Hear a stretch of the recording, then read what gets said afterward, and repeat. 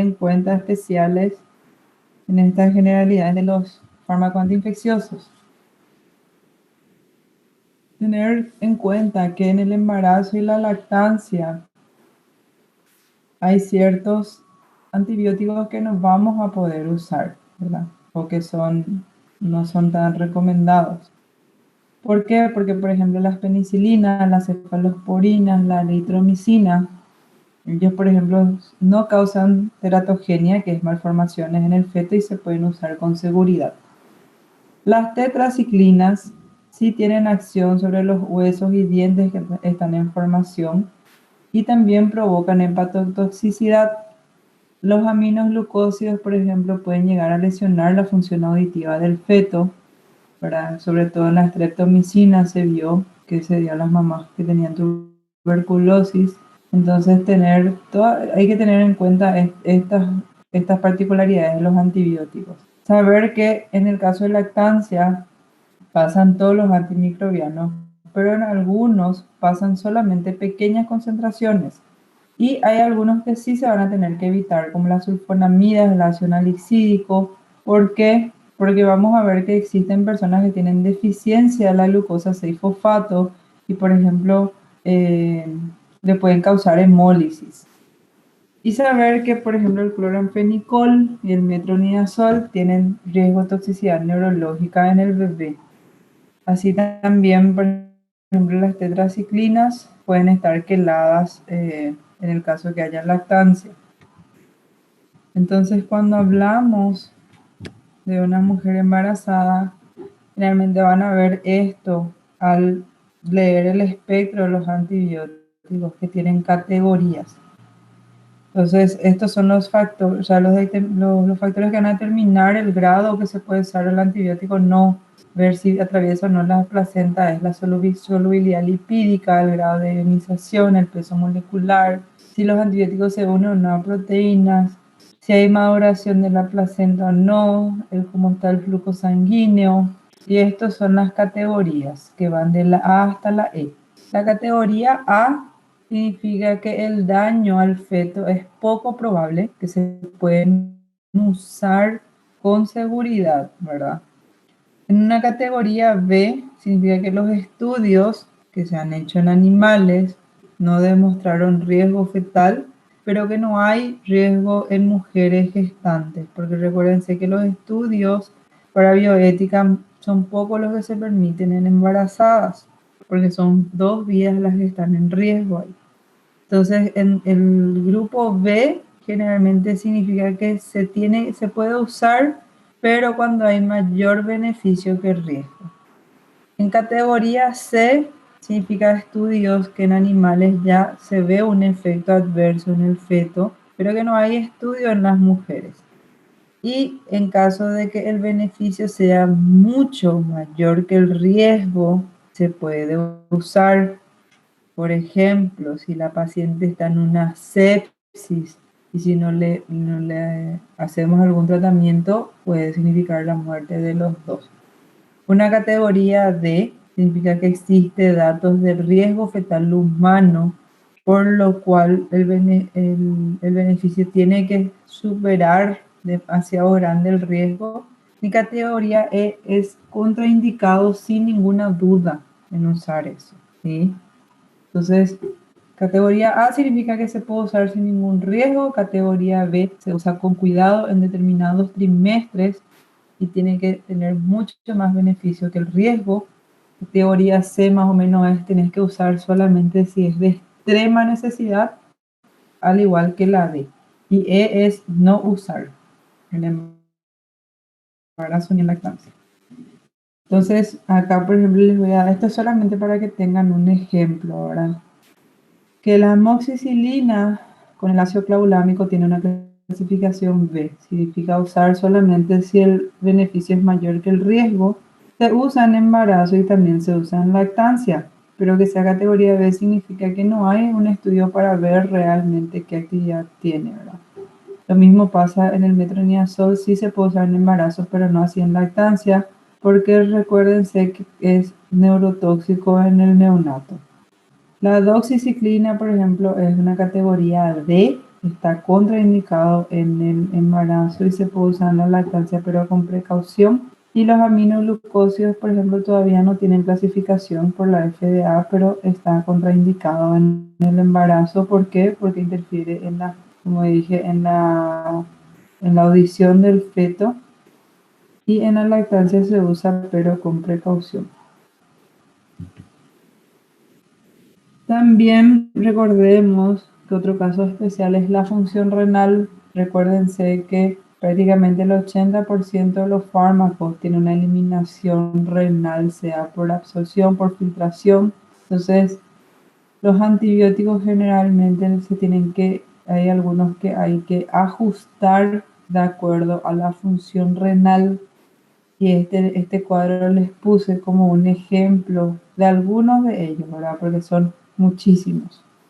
Es imposible que uno se sepa de memoria cuáles son los antibióticos que tienen que tener ajuste en función renal. Entonces, generalmente uno va a tener que tener, eh, nosotros generalmente tenemos nuestro Green Book, que ahí están todos los fármacos que tienen que tener la aclaración. Entonces, lo que sí tienen que saber es la fórmula para calcular el aclaramiento de creatinina de su paciente.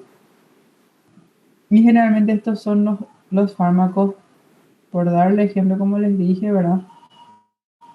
Los fármacos se tienen que ajustar tanto en frecuencia como en la dosis. Como ven, por ejemplo, hay algunos que se da la misma dosis, pero solamente se cambia la frecuencia cuando hay un clearance disminuido, ¿verdad? Y hay algunos fármacos, como por ejemplo la ceftazidima con avibactam o con el tazobactam, que la dosis en sí varía de acuerdo al clearance, perdón, de creatinina. Y también saber que cuando el paciente se está dializando, la mayoría de ellos se tienen que administrar después de la diálisis. ¿Por qué? Porque cuando se hace diálisis hay veces que se usa un filtro, porque recuerden que la diálisis es hacer esa acción de depuración del cuerpo que el riñón ya no puede hacer, entonces hacemos con una máquina. Y muchas veces este filtro también elimina los antibióticos. Por eso es que generalmente todos se hacen post-diálisis. Cuando hablamos de función hepática tenemos que saber que así como hay fármacos que producen lesión hepática, pueden producir estos tres tipos de lesión: una lesión hepatocelular, una colestásica o una mixta. Saber también que hay ciertos fármacos que nosotros tenemos que ajustar de acuerdo a si hay o no un daño hepático.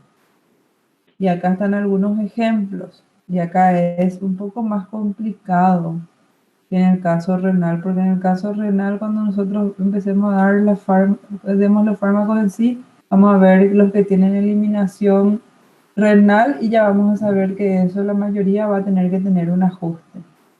Pero con los antibióticos y la función hepática, muchas veces no hace falta que este fármaco tenga una eliminación hepática, pero si ya tiene ese primer paso hepático, puede necesitar un pequeño ajuste.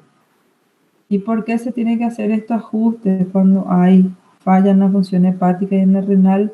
Porque recuérdense que ambos están implicados en la eliminación y en el metabolismo de estos fármacos, y por ende, si no se hace el ajuste, puede conllevar a una mayor toxicidad para el paciente.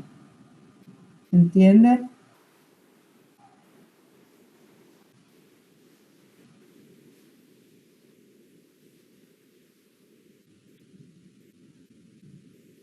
¿Están ahí presentes? Sim, prof, pode continuar. También tenemos que saber que en algunos casos se tiene que hacer una monitorización de los fármacos. ¿Qué significa monitorear el fármaco? Generalmente se tiene que hacer un control de los valores o concentraciones que tiene este fármaco, ¿verdad? Generalmente se hace esta monitorización, por ejemplo, en la micacina, en la gentamicina y tobramicina por su nefrotoxicidad. Y generalmente se hace, por ejemplo, en las primeras 24 horas y después se va ajustando de acuerdo a la necesidad o cambio de dosis.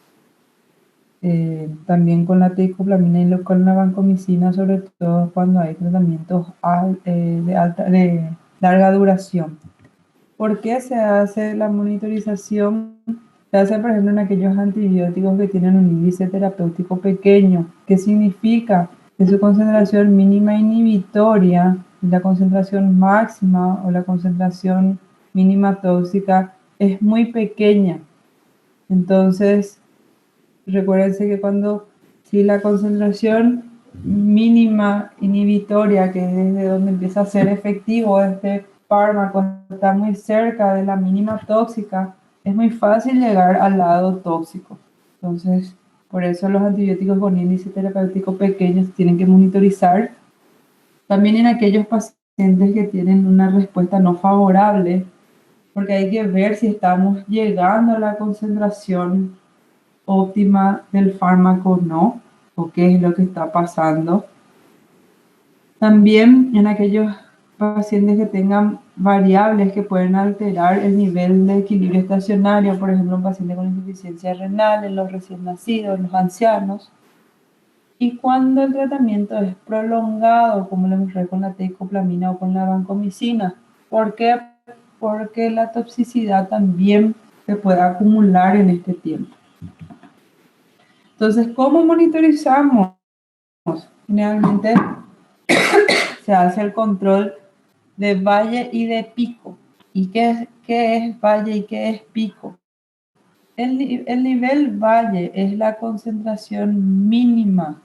Calcular cuánto es lo mínimo que hay de ese fármaco. ¿Cómo se mide eso? Se extrae una muestra al final del intervalo de administración. ¿Qué significa eso? Por ejemplo, yo le estoy dando vancomicina 1 gramo cada 8 horas. Yo le di a las 6 de la mañana una dosis. La siguiente dosis le toca a las 2 de la tarde. Entonces, a las 2 menos 5, justito antes de la siguiente dosis, ahí les traigo la muestra para calcular el valle, la concentración mínima de ese fármaco. Y el pico es la concentración máxima que alcanza ese antibiótico. Y generalmente se hace la extracción en el tiempo donde nosotros calculamos que va a estar su concentración máxima. Y recordamos que esto generalmente coincide con el tiempo máximo, que eso es un dato farmacocinético que vamos a tener del fármaco. ¿Qué significa? Que, por ejemplo, la vancomicina, yo veo en su información, ¿verdad?, que más o menos su tiempo máximo de acción es de 30 minutos a 1 hora, saber que en ese tiempo tengo que hacer la extracción. La primera determinación, sea para el valle o para el pico, tengo que hacer una vez que se alcanzó la fase de equilibrio estacionario. Recuérdense que la fase de equilibrio estacionario se da en cuántas vidas medias del fármaco. El martes pasado nomás dimos eso.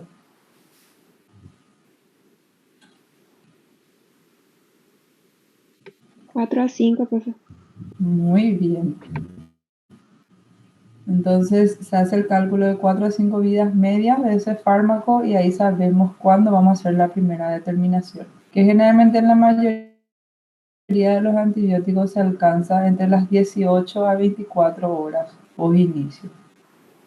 Entonces, estos valores nos sirven para hacer la monitorización y saber qué nivel pico nos va a decir que, por ejemplo, saber si llegamos a un valor más alto o no sobre la concentración mínima inhibitoria, y el nivel valle para saber si es que no disminuye demasiado, y también evitar la toxicidad. Otros factores a tener en cuenta cuando se indica un fármaco antimicrobiano, como les había mencionado, la peculiaridad genética. Recordar que en personas que tengan el déficit de la glucosa 6-fosfatasa, ciertos fármacos producen hemólisis, como las sulfonamidas, la nitrofurantoína, el cloranfenicol. Saber que cuando existe pus o un tejido necrótico, se va a dificultar el alcance de una concentración suficiente del antibiótico, por lo cual siempre cuando hay esto se tiene que hacer primero un procedimiento quirúrgico y después continuar con el tratamiento antibiótico.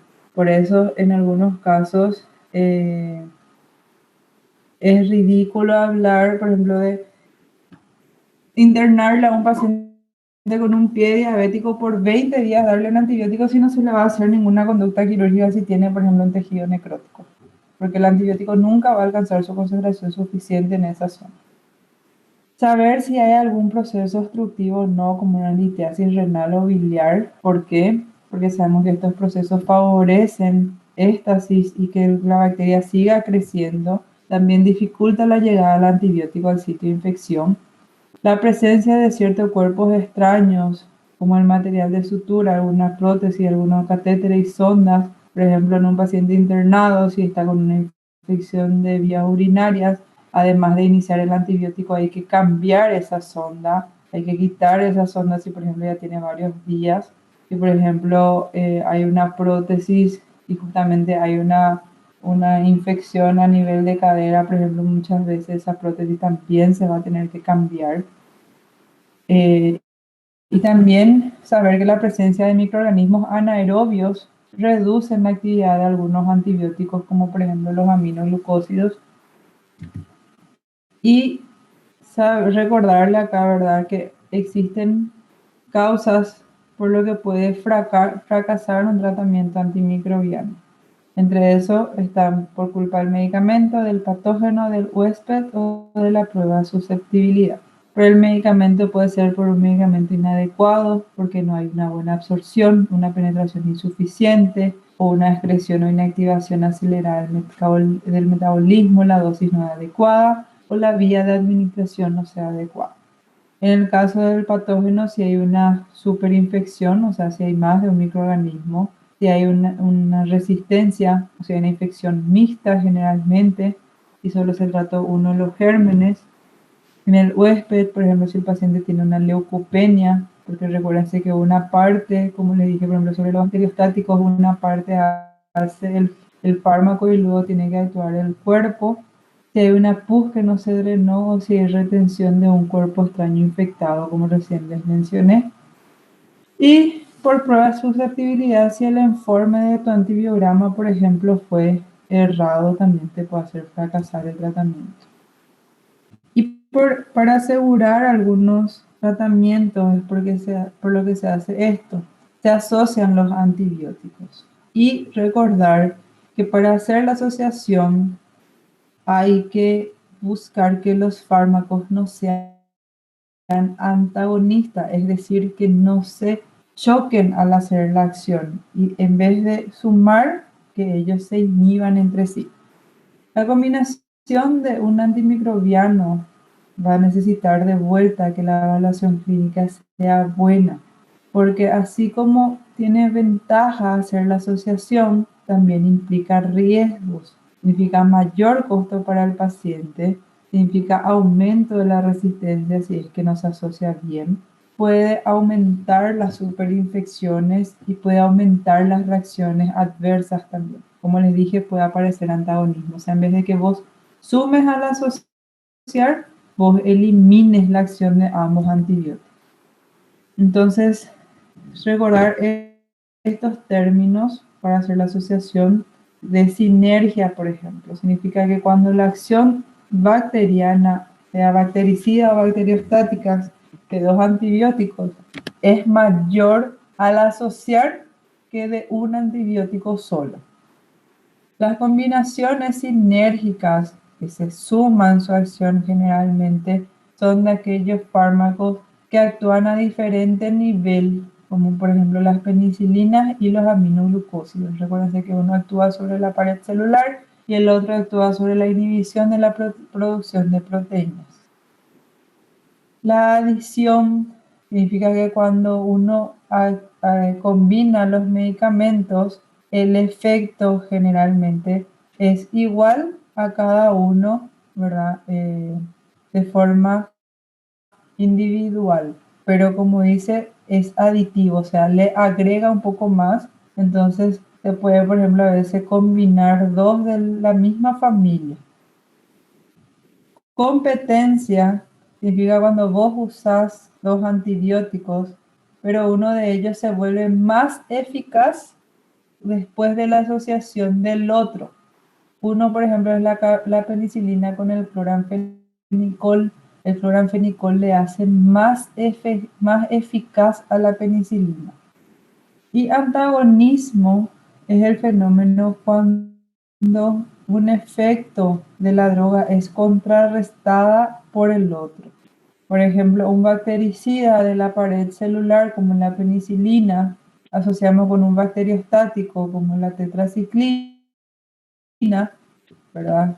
Entonces, ¿qué hace la tetraciclina? La tetraciclina inhibe la síntesis proteica, entonces inhibe el crecimiento de la bacteria. ¿Y qué hace ahí? Le elimina la acción bactericida de la penicilina, porque esas bacterias ya no van a hacer el proceso de crecimiento. Entonces, justo ahí donde tiene que actuar la penicilina no va a poder actuar. Entonces, la antagoniza, es como si fuera que le elimina la acción.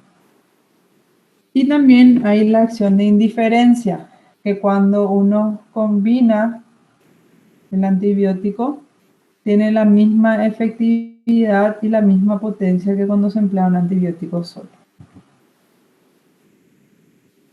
Entonces, ¿cuáles son las causas por las que se hacen las asociaciones de antibióticos? Impedir la aparición de la resistencia, ¿verdad? No darle tiempo a la bacteria para que haga esos cambios que vimos.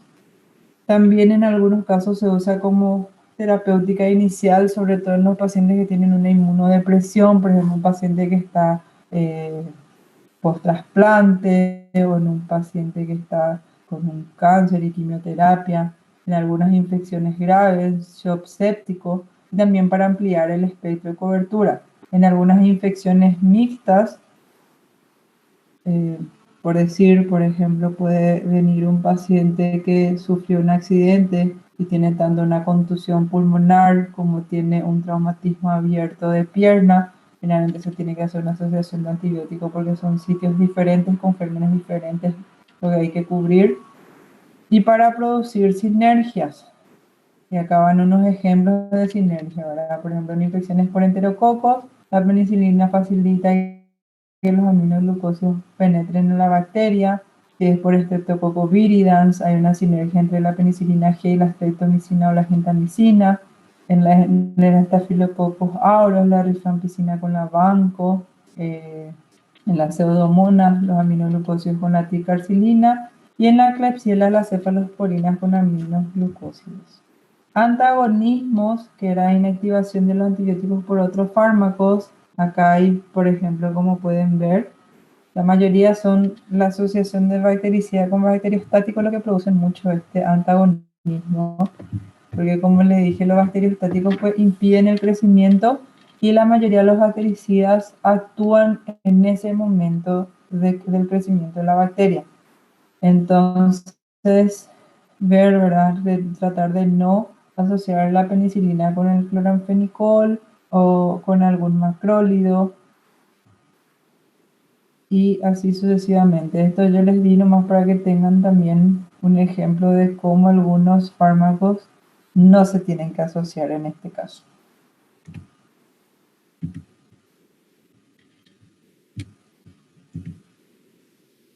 También saber que la duración del tratamiento puede variar de acuerdo al sitio anatómico Y acá les muestro cómo en el mismo órgano, dependiendo de qué germen es o de qué enfermedad estamos hablando, puede variar.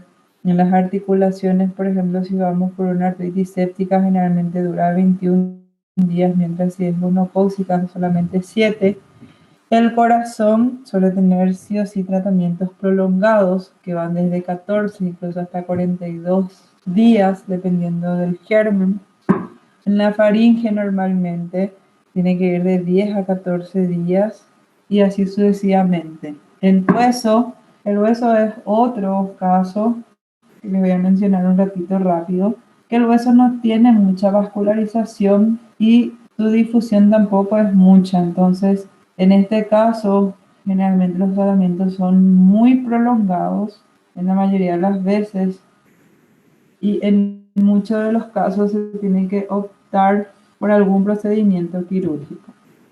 Estos son otros sitios más para que vean cómo generalmente es el tratamiento puede ser largo. Y si podemos relacionar aquellos sitios de mayor vascularización, como por ejemplo el riñón, el pulmón, ¿verdad? Los senos paranasales y la piel, por ejemplo, son generalmente tratamientos un poco más cortos. ¿Por qué? Porque justamente el fármaco llega más y adquiere más rápidamente su concentración óptima.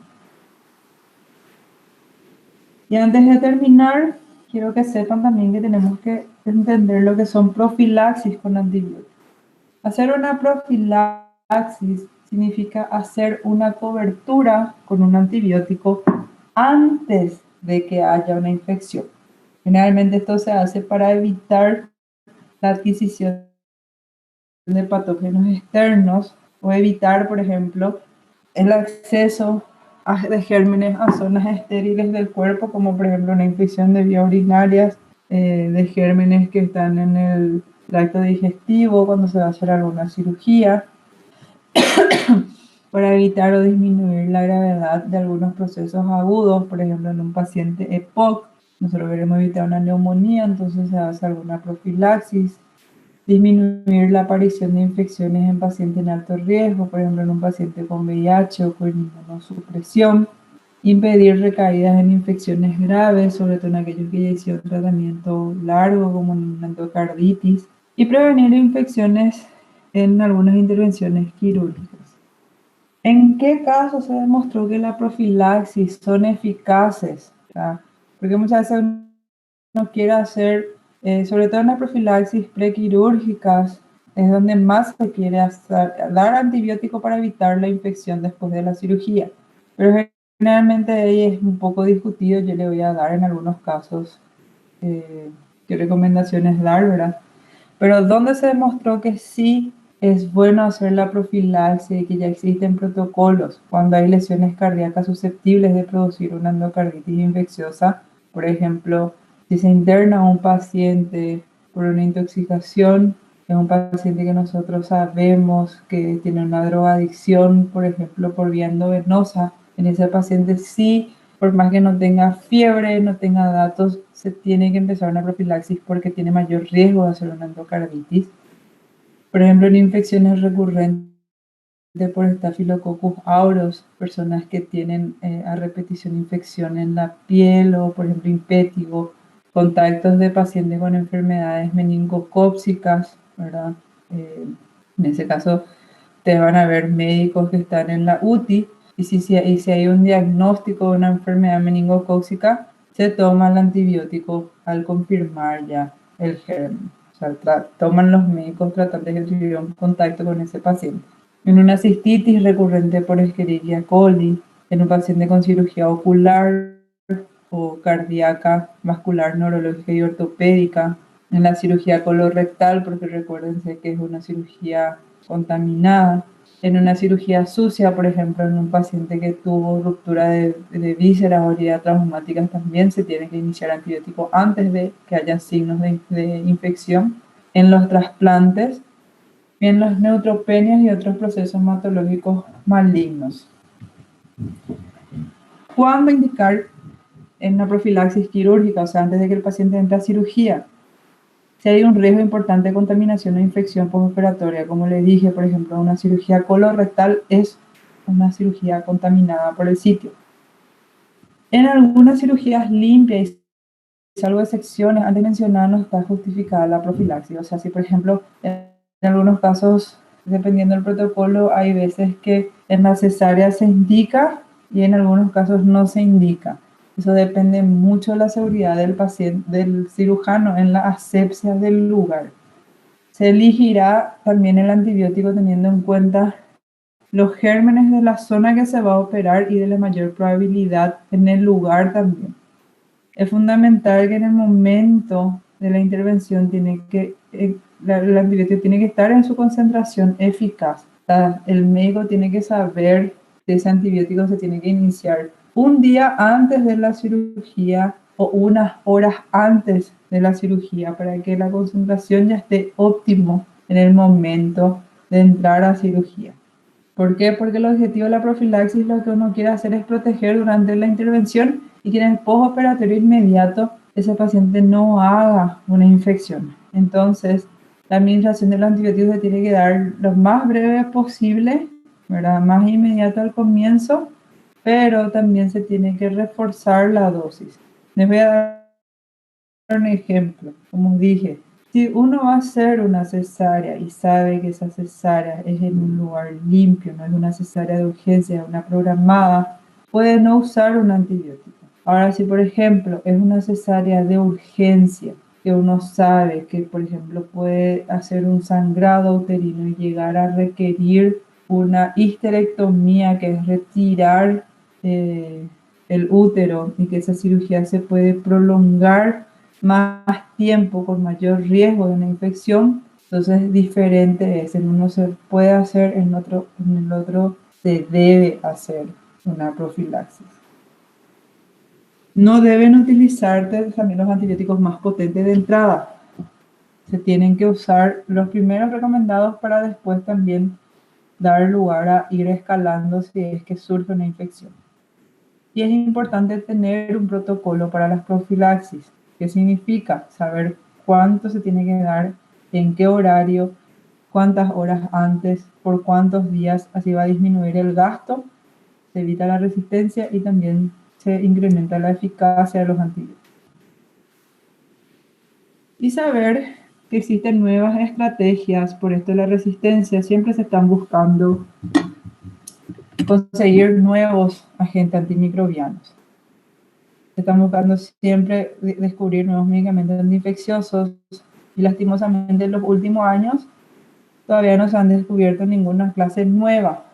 Realmente las aplicaciones de la genómica van a darnos nuevas generaciones en el futuro, ¿verdad?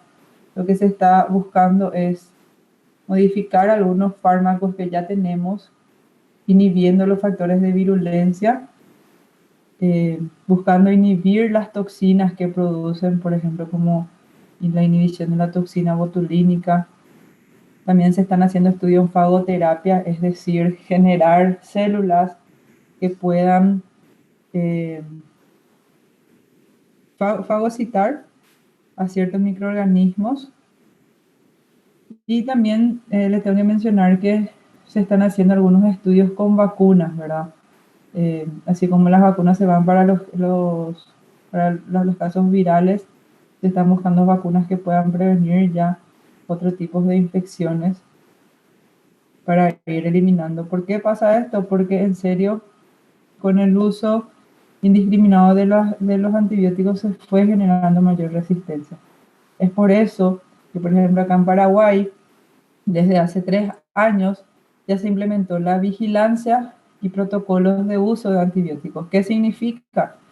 Que no debería, le digo no debería porque se sigue vendiendo en algunos casos antibióticos sin receta, pero se tiene que vender el antibiótico solamente con receta, y en la receta debe figurar los datos del paciente, el diagnóstico por el cual se da el antibiótico y por cuántos días se da ese antibiótico.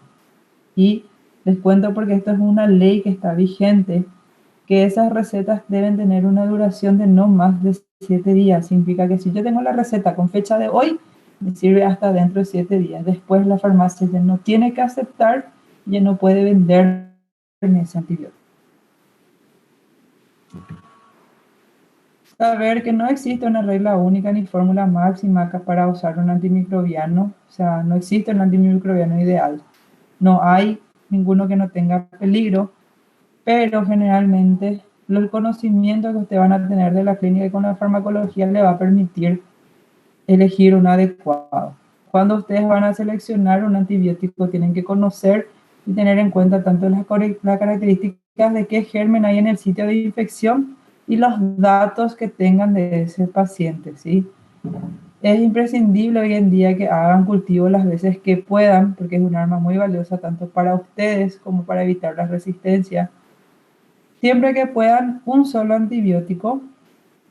No utilicen fármacos que tengan el mismo mecanismo de acción y también recordar cuáles no tienen que combinar. En caso de que tengan sepsis grave, siempre preferir usar los bactericidas. No es bueno que cambien, por ejemplo, un antibiótico antes de 72 horas de haberle dado. O sea, si ustedes recetaron algo y el paciente tiene todavía fiebre, esperen hasta las 72 horas para cambiarlo. El único caso que van a cambiar antes es si el paciente empeora mucho clínicamente. Lo otro es, tienen de preferencia trabajar de forma estrecha con un laboratorio de microbiología. No usen un antimicrobiano si no saben su toxicidad. También aquellos que son muy tóxicos no se puede usar en ambulatorio, solamente en internados. Y si tienen un cultivo que tiene resistencia, pero se está usando y hay una respuesta satisfactoria, igual pueden continuar, es tener cuidado nada más si le viene un cultivo con resistencia a eso. Para poder destruir a las bacterias, recordar que el antimicrobiano que actúa sobre la pared celular requiere que las bacterias estén en proliferación, por eso solo les recuerdo de vuelta para no asociar generalmente bactericidas con bacteriostáticos. Recordar que la resistencia bacteriana de tipo adquirido es producida más por las beta-lactamasas mediadas por plásmidos y en las gram negativas por beta-lactamasas mediadas cromosómicamente. Esto le va a dar conocimiento para que sí o sí siempre tengan en cuenta la duración del tratamiento y cada cuándo le van a dar al paciente. Recordar siempre que cuando van a hacer por profilaxis, tienen que evaluar si realmente amerita o no hacer la profilaxis. Y recordar que el último antimicrobiano que aparece en el mercado no siempre es el mejor, ¿sí? Y último consejo es, usen los antimicrobianos, pero no abusen de ellos. O sea, si tienen un cuadro infeccioso, pero no están seguros que es bacteriano, no se automediquen con antibióticos. ¿Alguna pregunta?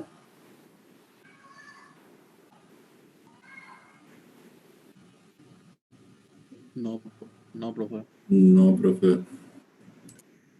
Bueno, como les dije, esta es parte general para darle una introducción. Traté de hacerle lo más claro posible. Si después me pueden pasar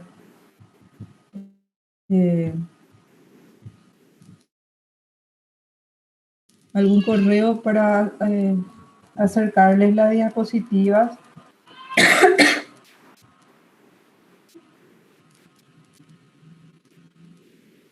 O si me pueden